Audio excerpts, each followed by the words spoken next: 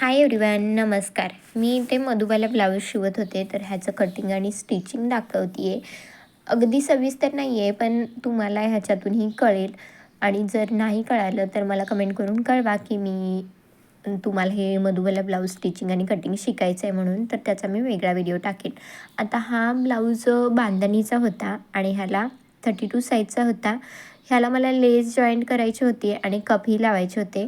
तर मी ते शिवून घेते आणि मधुबाला ब्लाऊजला मोस्टली स्वीटहार्ट नेकच छान वाटतो. तर तो स्वीटहार्ट नेकमध्ये कटिंग केलं आहे. हे एवढं पण अवघड नाही आहे. जसं आपण प्रिन्सेस कटसाठी घेतो तसंच घ्यायचं. फक्त कटोरीचा मेजरमेंट टाकायचा आणि असा तो शेप असतो तो शेप द्यायचा. फक्त मार्जिंग वगैरे प्रिन्सेससारखं ठेवायचं. आता हे शिवून घेतल्यानंतर स्वीटहार्ट नेक शिवून घेतला आणि त्याला मी कप्स लावून घेतले.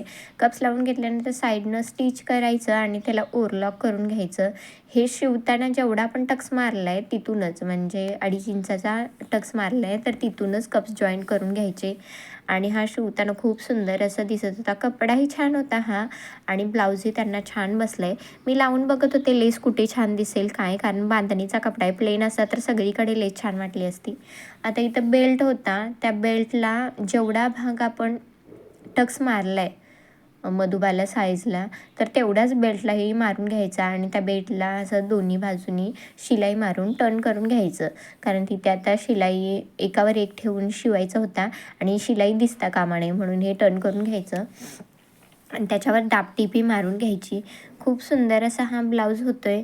तुम्हीही शिकू शकाल आणि इझिली कळेल असा हा मेथडने ब्लाऊज शिवला जातो आहे.